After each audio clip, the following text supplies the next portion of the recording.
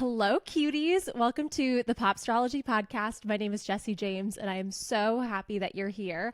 I am recording on a very exciting day. I'm recording on Friday, May 30th, and just about an hour and a half ago, Taylor Swift posted on Instagram that she bought all of her masters back, and she now owns all of her own work. Oh my goodness. Overwhelming emotions, I cried just thinking about how happy she must be to own all of her life's work and not have it in the hands of evil men. She released a letter about this, and she did say that she is not even 1/4 done re-recording Reputation Taylor's version. And it's just like all of this clowning. I watched the stupid MAGA American Music Awards last Monday, hoping for some sort of announcement, and nothing happened. But like, we've been clowning for Reputation Taylor's version for years, and it's not even done. It's not even done.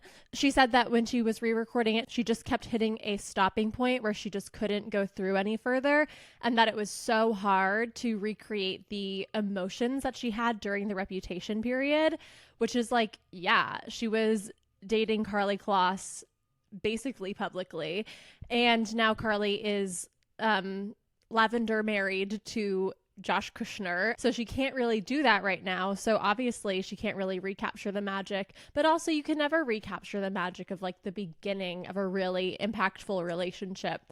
And I understand. Also, Reputation, the OG version, is literally perfect as it is. Absolutely no shade, but some of the Taylor's version songs I just like don't listen to. I don't listen to Last Kiss Taylor's version, when Last Kiss used to be like my absolute favorite song. I don't really like We Are Never Ever Getting Back Together Taylor's version. I'm not a huge fan of Haunted Taylor's version. And now I don't have to feel guilty about streaming the originals anymore. And she said that we will still be getting the vault tracks at some point, which I'm excited about. And she said that debut Taylor's version is already completely re-recorded, and that will come out at some time in the future when the time is right. I'm hoping the vault tracks on that are super fucking gay. So I'm going to assume it's after she comes out, if she elects to come out. And the 20-year anniversary of debut Taylor Swift original version is next October. I can't believe it's been 20 years, and I have been here every single one of those years, days, moments, seconds. So I'm thinking that it might come out around like fall 2026, just in time for the 20-year anniversary. But also, she used 12 I's in the word this in the first paragraph of her letter that she posted about buying her masters back. And obviously she can't be normal for like 15 seconds. Same. Perfect, sisters. And so yeah, she had to Easter egg TS12. New album coming soon. And she was also seen out to dinner last night in New York without Travis Kelce and with Dakota Johnson. And she was wearing another floral print maxi dress. I'm like, floral print sort of seems to be a debut Easter egg, but who knows? Is like the theme of TS12. Is TS12 not Karma? Is Karma TS13? Is Karma just the rep vault tracks? Who knows? But potential TS12 to have a floral motif. I don't know, perhaps a motif of daisies. Whatever it is, it's going to be so gay, and I'm so excited. I'm so excited. I just can't believe this happened. Like, it's so rare to get clear communication in the Taylor Swift cinematic universe. It's usually like communicating through the names of the clothing that she wears, which, by the way, she wore a belt last night called Phoenix Belt, always rising from the ashes. Or it's communicating through secretly capitalized letters or the order of the things that she put in her store, which, by the way, everyone on TikTok is like, oh my God, I can't believe we all clowned for the AMAs on May 26th. But it wasn't just a group clowning effort. Like, Taylor Swift did egg us to watch the American Music Awards this past Monday. If you did not watch the AMAs, or if you haven't heard about them, they were basically like the MAGA Awards. It had pre-recorded performances from Gwen and Blake, MAGA people. It had no celebrities. Fortunately, Renee Rapp was there to add a little gay flair to everything. Benson Boone performed his Moonbeam Ice Cream song and did a backflip. I just can't deal with that guy. We need to stop making Mormons famous. Yes, it was Memorial Day, but there was just like an absurd amount of like fought for our country and blah blah blah, and it's like, sorry, this get me canceled, but like, has the US been in danger anytime that those people have been in the army? Like, was the Korean War, was the Vietnam War, was the Iraq War fighting for the freedom of Americans? No. It was fighting against communism. It was trying to take down communist movements in other countries because the US capitalist system is so terrified that people will finally learn that they're able to have an alternative to capitalism, and it works really well. And then the Iraq War and everything that happened in the Middle East is all about oil. So it's like, no, maybe we should retire the like, you fought for our freedom messaging, because none of the people who are alive right now like fought in the Revolutionary War. Just a thought. I hope that doesn't get me canceled. But anyway, today I'm talking about the Kardashians. And originally I was going to title this a deep dive on the Kardashians. And then I started looking at their charts and I was like, there's just simply no way I could do a deep dive into that many charts.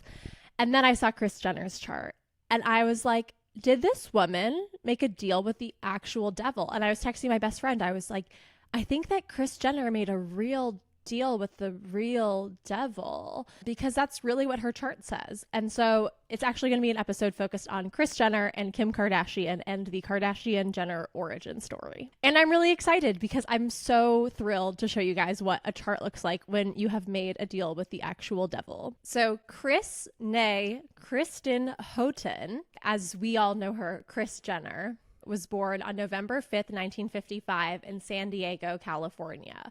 Her mom owned a children's clothing store and her dad was an engineer. Kris's parents divorced when she was 7, and she and her younger sister Karen were raised by their mother.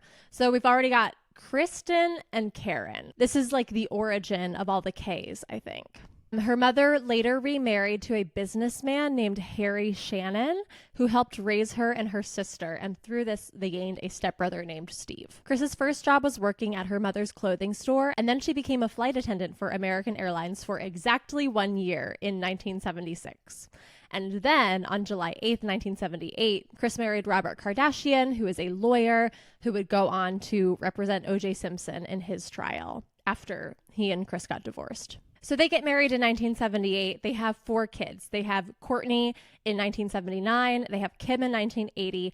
They have Khloe in 1984. And they have Rob in 1987. Who's Rob Kardashian? That's a great question. I don't talk about him basically at all in this podcast. That's the last time you're going to hear his name. Goodbye. Just kidding. Not entirely. I'm going to mention it one more time right now. So Kris, at the time Kardashian, now undergoes her first Saturn return. It's exact 3 times.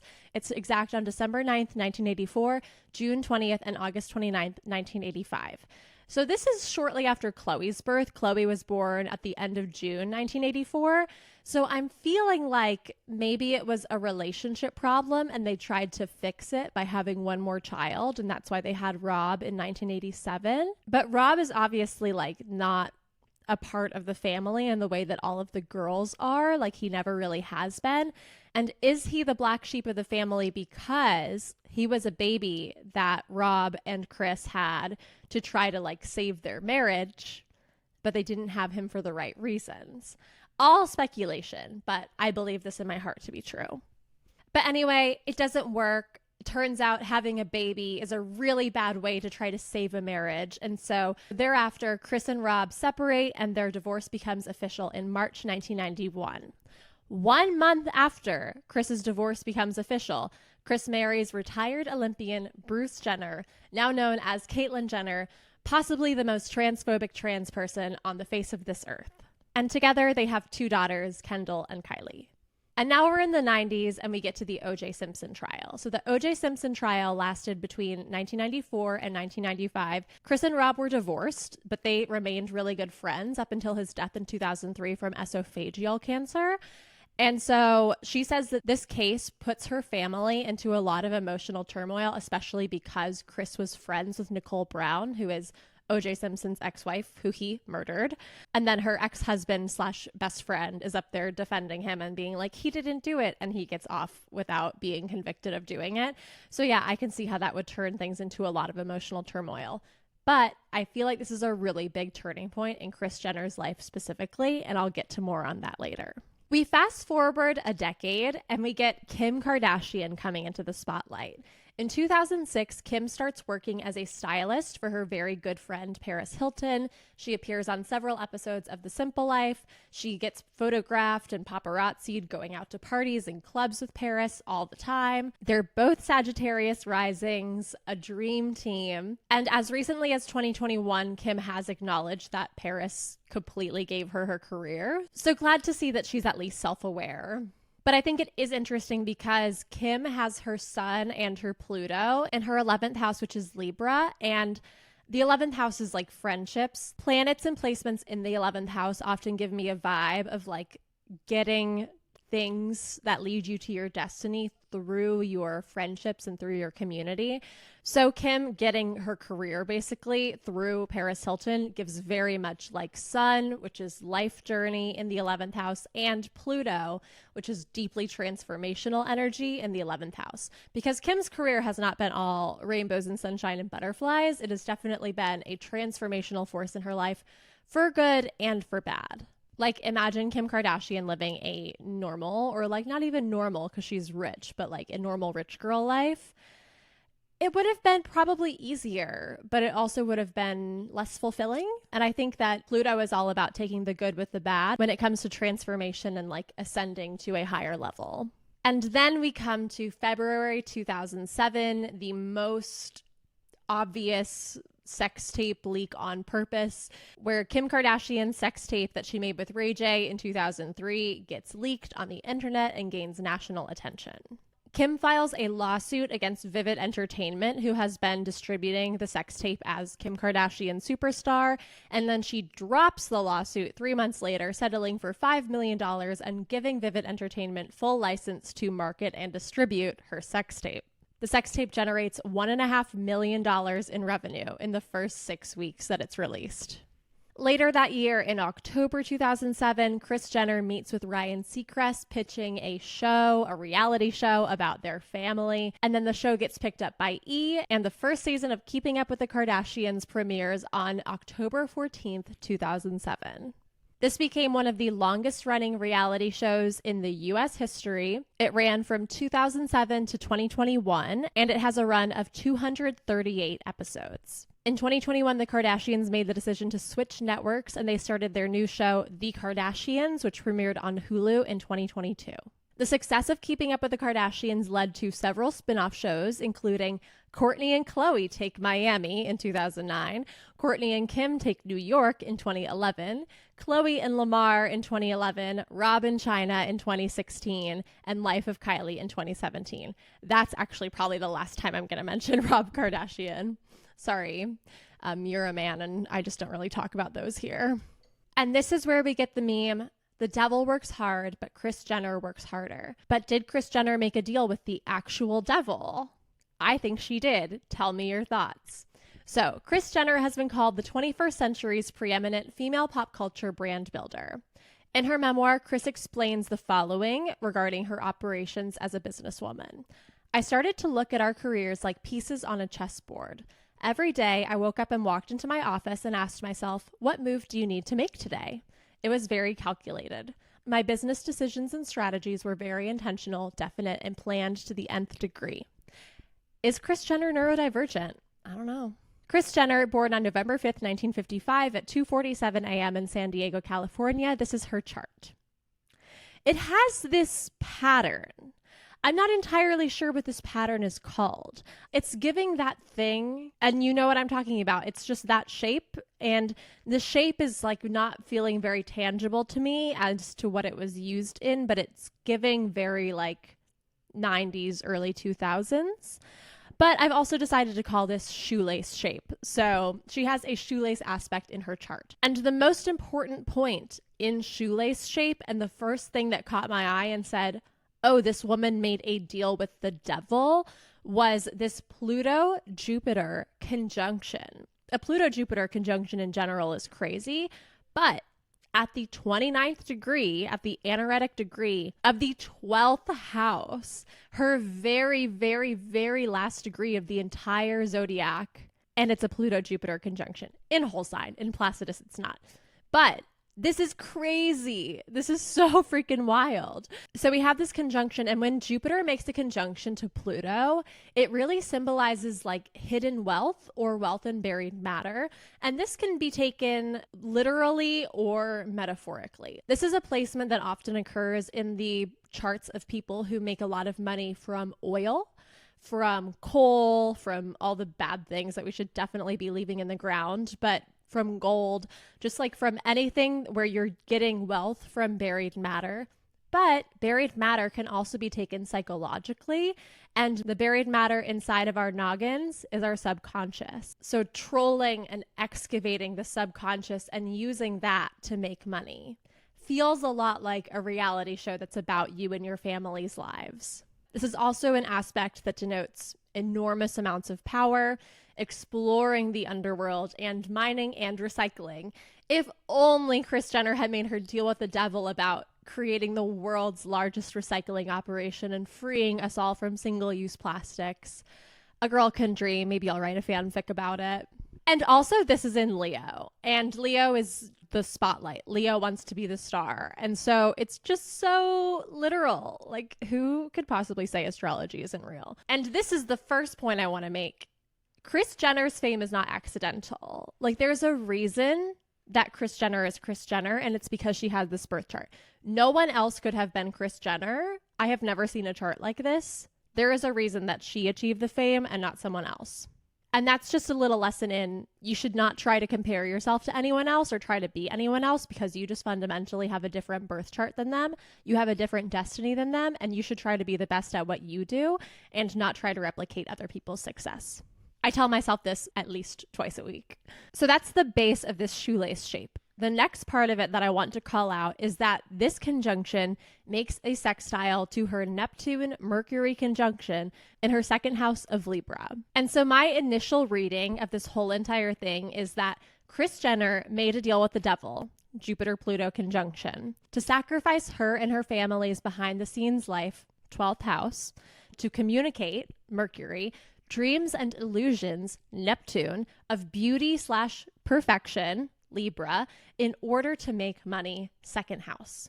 That's how I read this all together. A Mercury-Neptune conjunction is so Kris Jenner. Like, this is just a person who has a gift for distorting reality in a way that's either highly creative or really dangerously misleading. This is an aspect that you see a lot in people who work in the ad industry or PR or entertainment. It is literally like the Kris Jenner aspect. This is people who can raise scandal and gossip to become an art form. And I think that Kris has really successfully done that. I think, and I am grateful. I love gossip and scandal.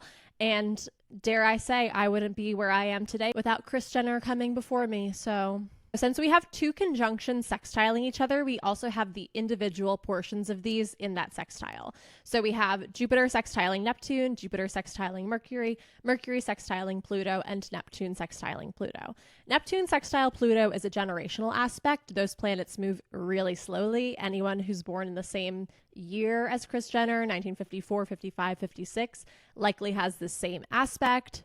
But the other ones are pretty unique to her, so we'll go over them now. Jupiter sextile Neptune is representative of someone who has a real yearning for like a spiritual or mystical experience and existence. These are people who have a really great understanding and grasp on things and concepts that aren't tangible. And they really have a yearning for like a boundless existence. Like the sky is the limit sort of person. This aspect is common in the charts of like nuns and monks, like people who live to have a spiritual experience. They give away everything they own in order to have a spiritual experience their whole life. And Kris Houghton Kardashian Jenner also has this placement. She is basically a nun or a monk, but she's like a monk in the way that like Jay Shetty is a monk, you know? Or no, Kris Jenner is to nun as Jay Shetty is to monk. There, I cracked it. I solved it. That's everything. Jupiter sextile Mercury. When Jupiter and Mercury have a sextile or any sort of like supportive aspect, Jupiter likes to blow up and to make bigger anything that it touches. So when it touches Mercury, it expands the mind. People who have Jupiter Mercury connections, Taylor Swift is one of these people, have the ability to see things from the widest range of perspectives possible. But also Jupiter is just like a blowing up of communication. And obviously the Kardashians are able to reach a global audience. Everyone knows who the Kardashians are, I assume. And so it really is like she wanted to communicate, and it's in her second house of money, and Jupiter touches it and makes it blow up. Now every single person is watching and knows who the Kardashians are. The final thing to cover in this little sextile quadrad is that Kris has Mercury sextile her Pluto. This is also a placement that I have, and it is people who have an obsessive desire to know everything and a compulsive desire to communicate. These are people who feel like there are secrets being hidden from them, and they just have to uncover what's behind the secret, and it's literally like a matter of life and death. It's like you need to be able to know everything that's going on to be able to survive. These are people you can't lie to. I mean, you can lie to them. You can say whatever you want, but they will know if you're lying. And they also already know the truth. So you might as well say the actual truth to them, because otherwise they're just going to think that you're a liar. And this is why whenever people try to euphemism me, like when my director, when I got laid off, said, Jessie, I know these are unusual times. It's just like, either tell me what's unusual about the times or shut the fuck up. The red line in this shoelace aspect is that Kris's Venus at the 29th degree of her third house of Scorpio, of siblings, of communication, of neighbors, etc., makes a square to this Jupiter-Pluto conjunction. Venus squaring Jupiter indicates someone, it's basically a blowing up of the Venus principles, and Venus is like love and harmony and happiness, but it's also like social likability. So when you add Jupiter into the mix, it makes someone really like outgoing and likable and charming and sociable. This is someone who's always up to have a good time. It's a very like hedonistic aspect. It's someone who's job in this life, especially with both of these things being at the 29th degree of their respective signs, it's like your job in this life is to figure out when it's enough, is to figure out how to not overdo yourself when it comes to good times and spending money and having fun and drinking and doing drugs and everything. It indicates someone who's a bit of a lush. It indicates a life of ease and indulgence and shallowness. And these people need everyone else to like them. And then we get to the Venus squaring Pluto aspect of this. And Beyonce also has a Venus-Pluto aspect. So I talked about this 2 weeks ago. Her Venus is conjunct her Pluto. Kris has Venus squaring her Pluto. And these people can't accept rejection. And it's interesting because they actually have a very low like self-worth. They have a very low like impression of themselves. But at the same time, they can't understand why anyone else wouldn't like them. But they don't even like themselves. They're just really obsessed with like this power through likability. And when other people reject them or don't like them, they don't accept it. They're like, how can this possibly be? I'm the most likable person in the world. This is wrong. And they also have a gift for when they interact with someone, making that person feel like they're the most important person in the whole entire world, which I think is really important for a career in media like this. But it's also just someone who at the end of the day is emotionally insatiable and wants and needs as much attention as they can possibly get. And I feel like that's Kris Jenner's motivation for doing everything she's done. Nearly 20 years of the Kardashians on our televisions. She has really done that shit. And I believe that she has done this shit because she has a wound, because she has Chiron in her 6th house of Aquarius at 0 degrees. She has so many critical degree aspects in her chart. Once again, this is really giving like made a deal with the devil. But she has a wound around Aquarius matters, which is like friends and social groups and communities that she has to heal through ways of the 6th house, which is the work that you do every day. And it's at 0 degrees, meaning she has boundless energy. Like she was born into this world and they were like, yeah, go ahead, heal your wound. And she has all of this energy and she's ready and raring to go achieve it. Versus the Jupiter, Pluto, Neptune, and Venus, which are all at the 29th degree, which is sort of like, okay, you've been practicing for this. This is your last chance. Like, this is your entire life's purpose, but you need to do this or else you can't move on. That's giving like sealed my fate. But 0 degrees is giving like, this is actually the fresh new leaf that we're turning over. And so my theory that is entirely based on things that are happening in my brain is that Kris Jenner didn't really feel like she was accepted. She didn't really feel like she fit in.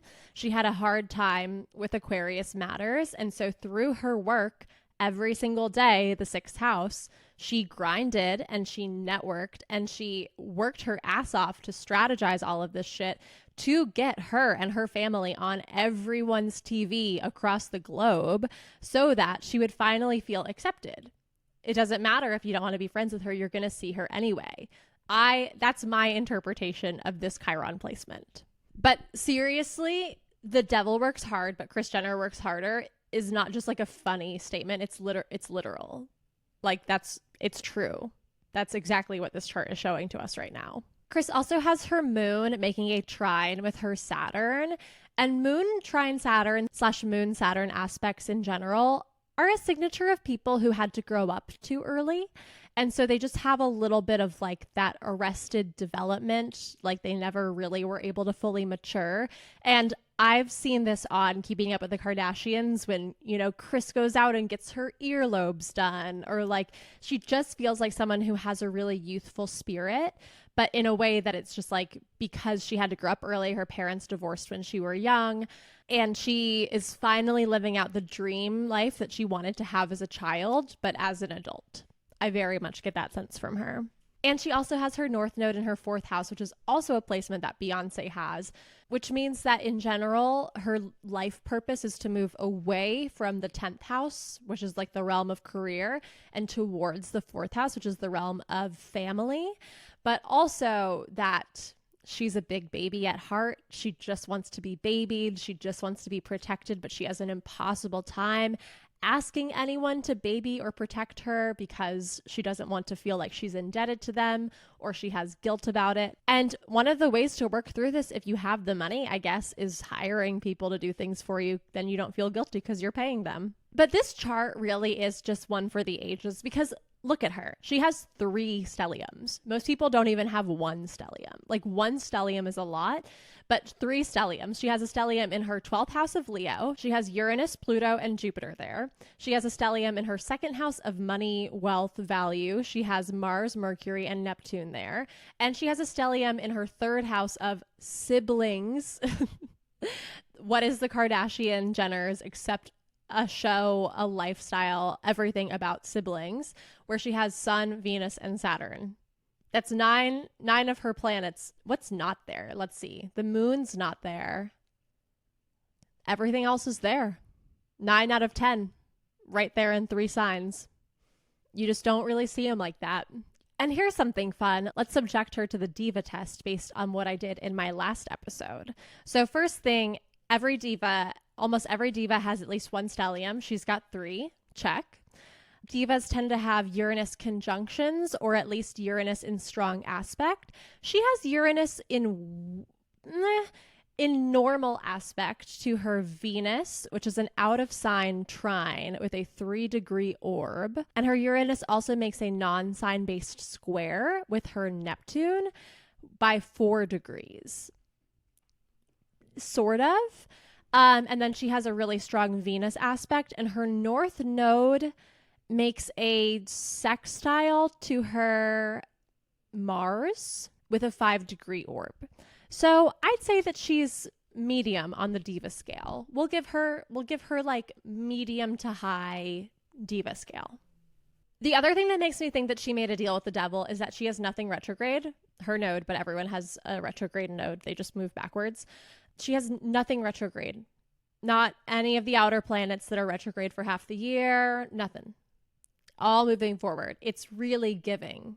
Do I even have to say it? Deal with the devil. But anyway, that's really all I have to say about Kris Jenner. This woman is extreme. Oh, and she also has a 29-degree ascendant. And Beyonce also has a 29-degree ascendant. Justin Bieber also has a 29-degree ascendant, but Beyonce's is in Aries and Bieber's is in Scorpio, and Kris Jenner's is in the sign of Virgo. And a 29-degree ascendant indicates a karmic placement, but it also indicates mastery. It's someone whose purpose in this lifetime is to become the absolute best at the thing that they do. And I would say that Kris Jenner is the absolute best at the thing that she does. I would say that she is genetically and astrologically and spiritually and cosmically designed to be the best person at the thing that she does. And for that, I have to say, icons respecting icons. I acknowledge this queen. She really came into this world and said, and you'll never forget me. And we won't. I don't think we will. And this leads me to Kim Kardashian, not arguably the most famous Kardashian. She is the reason that they became famous besides Kris in the first place. Her sex tape is the thing that got them off the ground. It came out just a few months before their television show premiered.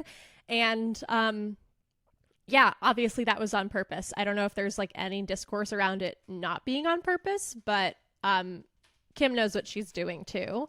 So we're going to look at her birth chart, which is also very interesting. Kim Kardashian came into this world on October 21st, 1980, the last day of Libra season at 10:46 a.m. in Los Angeles, California, and this is her birth chart. The first thing I noticed is all of her anaretic degree placements. Kim has her sun at technically these are actually 28 degrees, but it's close enough, honestly.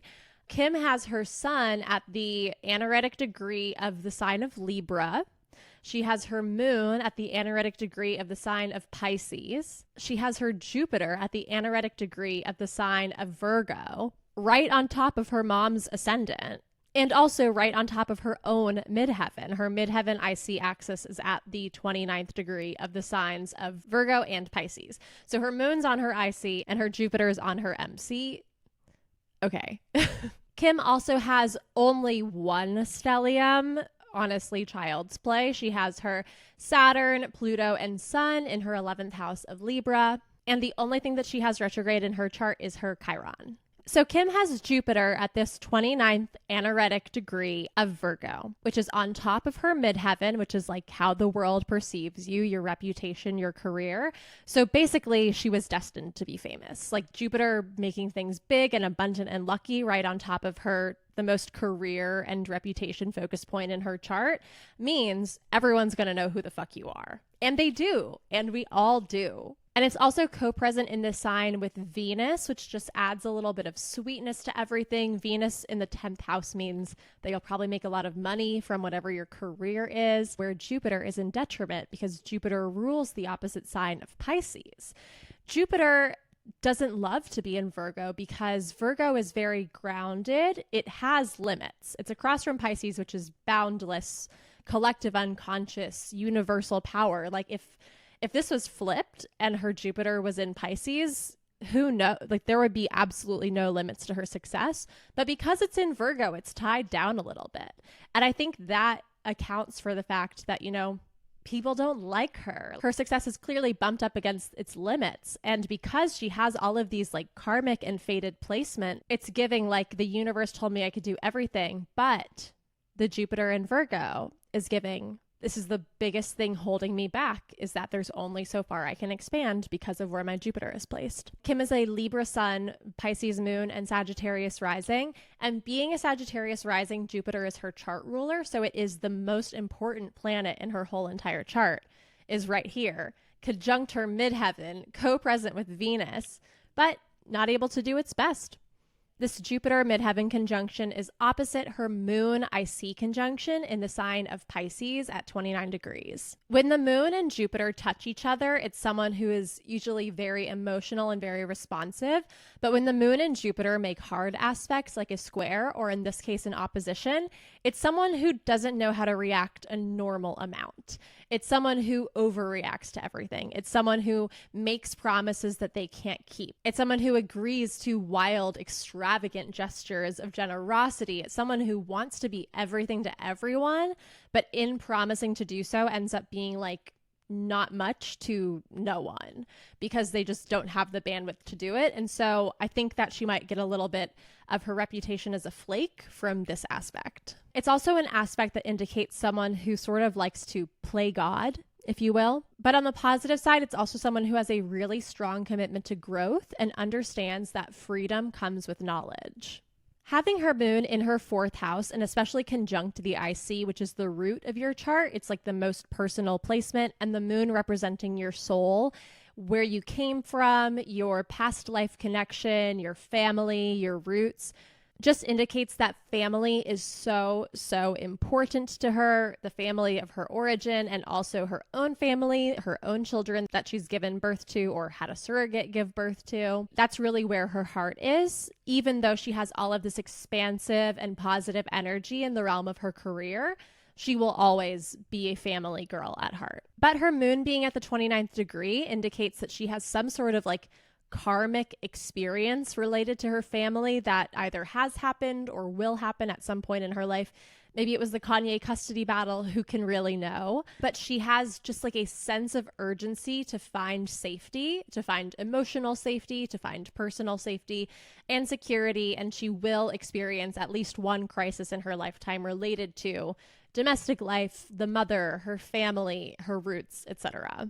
Whereas her 29-degree sun indicates someone whose life journey really involves a sense of learning how to express yourself authentically, learning who you really are, and figuring out a way to communicate that to other people in a way that feels true and authentic to you. I don't know if we've gotten there yet. I personally don't really think so. I don't think that she has been that authentic and vulnerable, especially in recent years, but maybe it's going to come back around. We've got time. I say all this and I'm like completely forgetting how much she rides for Cybertrucks and like Tesla and Elon and stuff. And I'm like, actually, maybe I want the worst things to happen to her. But, you know, I have a dream of an era where Kim Kardashian becomes a Democrat again and, stops being a fucking capitalist weirdo. But another part of having a 29-degree sun is someone who was destined to be center stage, someone who's a natural leader, someone who gets the spotlight every time they're on stage with other people. People's eyes are naturally drawn to them. That feels a lot like Kim Kardashian to me. Having a 29-degree sun also indicates that you have some issues with your father or your father figure. And obviously her parents divorced early in her life when she was 10 years old, and her dad died when she was 23. Which I think can cause, plenty of turmoil in and of itself. But also she was a teenager during the OJ trial, which caused a lot of emotional turmoil in her family. Her mom seeing her best friend / ex-husband defending the man who killed her friend.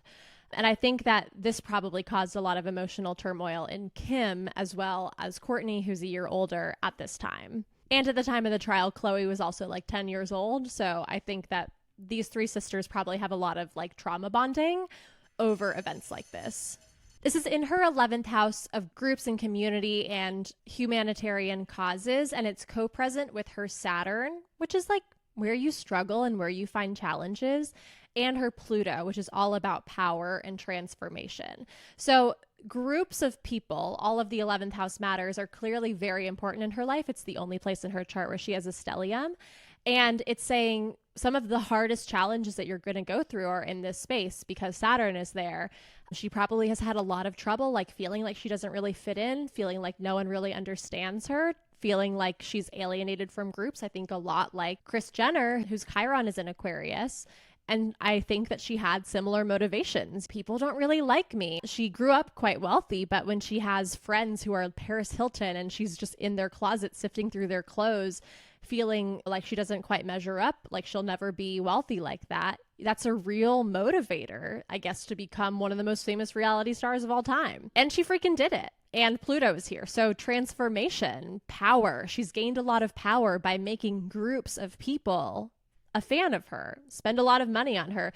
I think the Kim Kardashian game on the iPhone was like the number 5 highest grossing games in the App Store at the time that it was out. And her other app, Kimoji, also became like the number 5 most popular app when it was released. So she has these groups of people rallying behind her and supporting her, or at least she did up until recent events. She also, very interestingly, not only has Pluto in her 11th house, but has Pluto conjunct her Lilith exactly right on top of each other. Lilith is a symbol of the dark feminine, the primordial feminine. It's giving like women who run with the wolves. And Pluto is a harbinger of transformation and power and change. So when these two things meet up in someone's birth chart, it's someone who's ready to embrace their hidden desires and passions and unleash the transformative energy within themselves. And I feel like people, like younger people, like later Gen Zs, don't fully appreciate how much the culture has changed. I was actually just talking yesterday with my best friend about how in 2021, almost exactly 4 years ago, I guess, I tweeted, "A walk or a hike is not a date," and I was canceled for it. 4 years ago, I was canceled for saying that a walk is not a date. And now everyone says that. You know, no one would go on a walk as a first date. It's like taboo. It's passé. We no longer are deferring to men's right to be broke and cheap. I feel a similar way with the Kardashians. Like, I feel like a lot of the things that they have said and done over time have been like, oh my God, how could you possibly say that? How could you talk about sex this way? How could you leak a sex tape? Blah, blah, blah, blah, blah. And now it's just like in our lexicon. It's just a socially accepted thing to do. And I think that the Kardashians and Kim Kardashian have actually had a lot of cultural power in making women's experiences and women's desires not taboo anymore. It's been 18 years since Keeping Up with the Kardashians premiered. And in that time, you know, a lot of things have gotten way worse, obviously, but the culture is more open. And I think that Kim has a lot to do with that. And I think that's what this Pluto conjunct Lilith is indicating. It's indicating that she made public her hidden desires and she embraced her hidden passions and desires.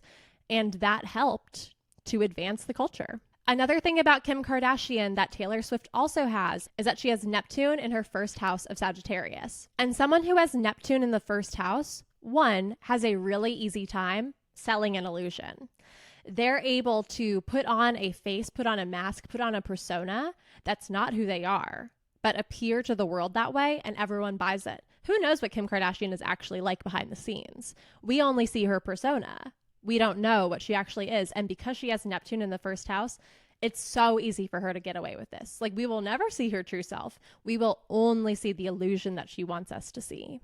And this Neptune in her first house is making a square to Venus in her 10th house. This is once again also similar to Beyonce, who has the same aspect but in sextile. This is an aspect that indicates someone who is an idealist, a romantic, someone who thinks that romantic relationships are and can be beautiful and perfect and just like the fairy tales, but hates the day-to-day reality of what an actual relationship is like, hates the fights, hates the little flaws and imperfections.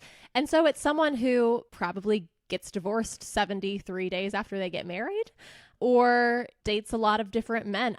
I really wish a very, very happy lesbian awakening to every single one of the KarJenner clan.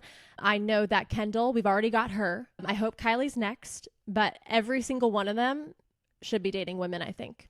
Every woman should be dating women, I think, but that's a discussion for another day. Very similar to her mom, Kim also has her Chiron in her 6th house, but in her chart, it's the sign of Taurus, which means that Kim has a wound around material possessions. Once again, probably from growing up, rifling through Paris Hilton's closet, being like, wow, I can never have anything like this. And heals that wound through 6th house, the work that she does every day. Kim grinded and hustled and worked her ass off and was in 238 episodes of Keeping Up with the Kardashians. And now she can afford the things that were in Paris Hilton's closet and more. Say what you want about the Kardashians, but they really did that shit. She has Uranus and Mercury in her 12th house, which is Scorpio. Uranus in the 12th house is really someone who never really felt like they belonged growing up, felt pretty alienated from the world and like no one understood them. It's someone who growing up was really an individual, like had their own thing going for them. They were very different, but the people around them didn't really accept or embrace their individuality. And it's people who tend to lean on illusions and escapism, whether that's through alcohol or drugs or partying or sex or whatever, to try to escape the wound instead of facing it head on and dealing with it. Because the 12th house is all about behind the scenes life, but the 12th house also has to do with like escapism and coping mechanisms and addictions. And then having her Mercury in the 12th house, Mercury is a very extroverted planet, and it's in the house of isolation. It indicates someone who likes to retreat from the world. It's someone who has a lack of self-confidence and has a lot of challenges when it comes to their self-expression. So her purpose in this life being that she needs to master authentic self-expression sounds really hard for her. And honestly, it seems like Kim is like a pretty introverted person who knew that she had to be this like big extroverted persona, Neptune in the first house, in order to be famous and achieve the success that she wanted to. But I don't think that's who she truly is, which we can see by the moon and I see in her 4th house of family. Like she's just a family girl. Like she just wants to be at home. She is just a girl who happens to be a billionaire and is probably evil.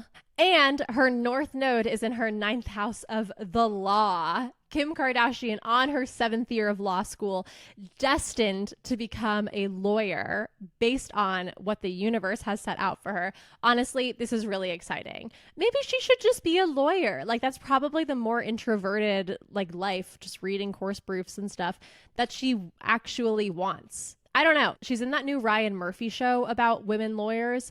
I don't know what direction she's taking this in, if she's actually going to finish law school, if she actually gives a shit about the law, if she actually gives a shit about prison reform, or if she's just going to continue to be on TV shows about lawyers. Like, who knows? That's the future. And I don't see the future. I can just sort of think I see it.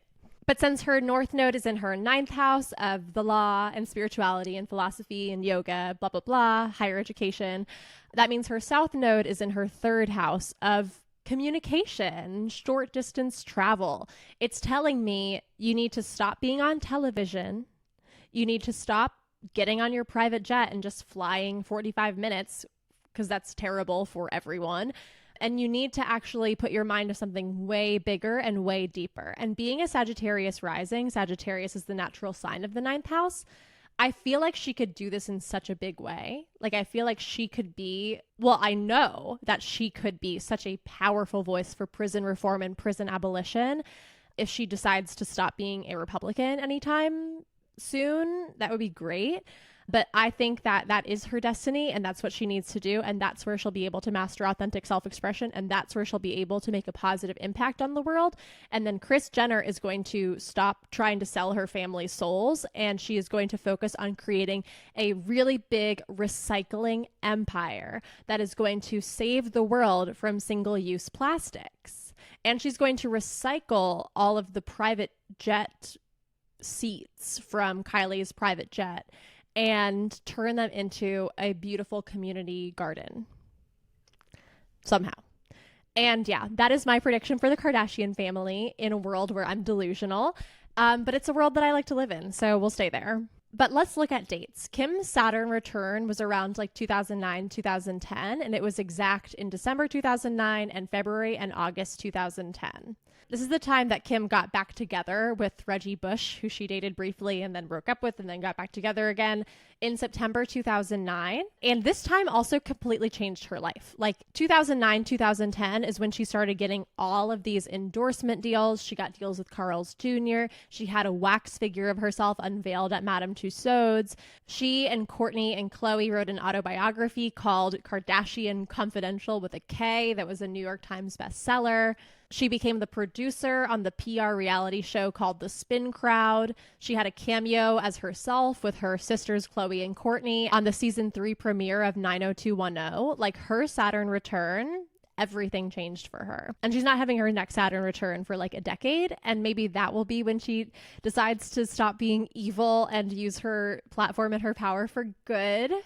One can only hope, unless it's sooner than that. I will take it any day now. I will accept you coming back to the good side, Kim. I will anytime. The last thing I want to go over is I went through every single member of the Kardashian Jenners like secondary progressions and Saturn returns. And I noticed that there were a couple of like busy times, and one of them specifically was 2012. On February 20th, 2012, Kim's Mars progressed into the sign of Capricorn, and you only get like one, maybe two Mars progressions in your whole entire lifetime. So that's a big deal. And then 1 month later, on March 21st, 2012, Kim's Sun progresses into the sign of Sagittarius. Once again, this is another thing that you get 3 of, maybe 4 in your lifetime. So these are 2 really big events happening back to back. And then on June 27th, 2012, Kourtney's Sun entered the sign of Gemini, another big movement for her. And then on July 12th, 2012, Khloe's Mercury entered the sign of Virgo, another thing that you get 3, maybe 4 of in your lifetime. So it feels like 2010 through 2011 was like a big closing, like the end of a chapter, and 2012 opened a new door for at least Kim, Kourtney, and Khloe. Looking at what happened around this time is that Kim filed for divorce from NBA player Kris Humphries on October 31st, 2011, after they had been married for 72 days. Love that for her. She really, once again, she really contributed to the culture. She was one of the first to make an absolute mockery of the institution of marriage. Slay. And then in April 2012, Kim started dating Kanye West. So I think that this era is like the beginning of the Kanye era, and that's what's a big deal for Kim Kardashian. And oh boy, did that end up being a disappointment. I'm sure she's happy that she got like North and her other kids out of it, but not fun. Also happening in 2012, Keeping Up with the Kardashians was renewed for 2 more seasons, which was reported to be a $50 million deal.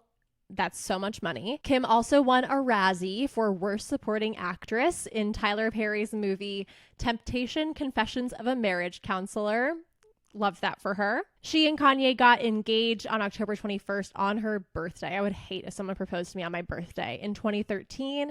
And then they got married on May 24th, 2014. And then 1 month later, in June 2014, is when she released her Kim Kardashian game on the Apple Store. And it became the 5th highest selling game in the App Store, and everyone was obsessed with Kim Kardashian. This was really her golden age. She should try to go back to this when she was not an evil billionaire. I think that was a really good time for her.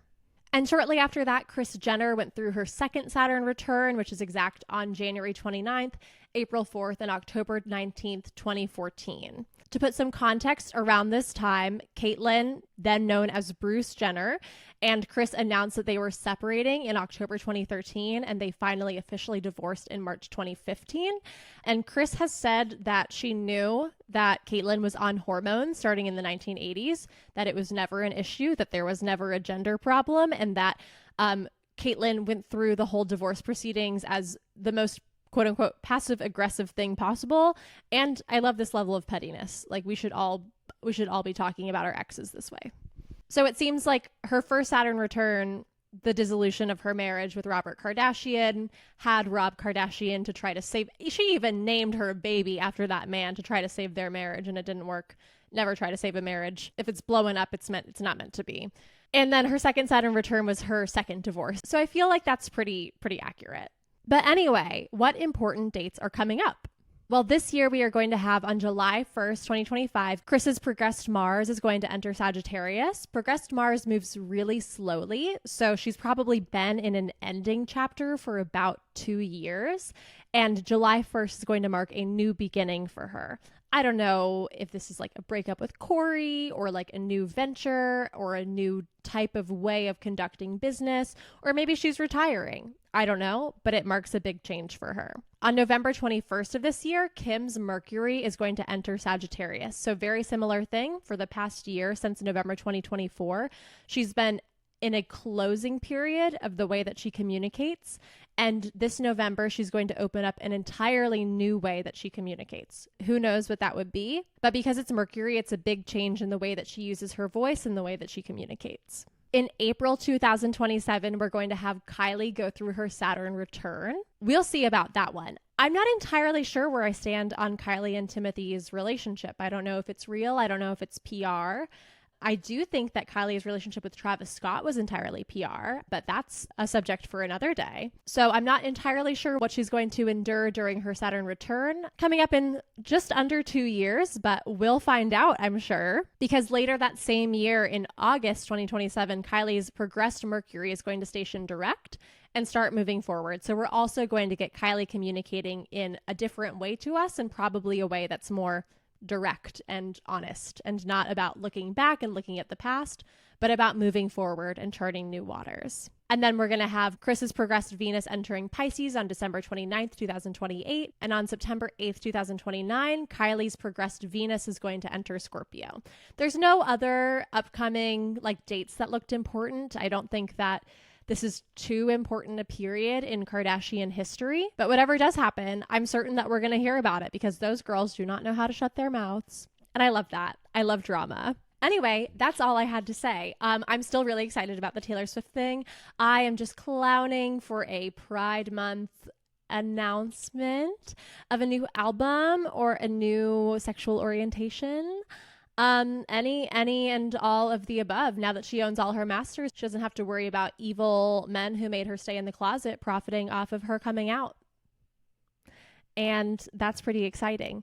Also, let's try to get Reputation original version and Debut original version to the top of the Billboard charts, because now we can. And I personally am single-handedly probably going to get Rep up to the top of the charts. So I would love if you joined me.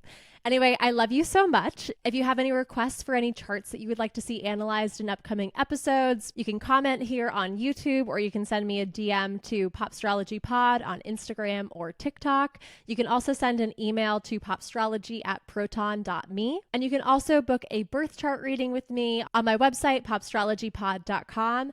I am no longer saying that I am unemployed, because I am not. I'm working on my own business, which is really exciting. But still, yes, my new business. I would love if you supported it and booked an astrology reading with me. I would love to tell you your future. Anyway, I love you so much, and I hope you have a wonderful week, and I will talk to you soon. Bye.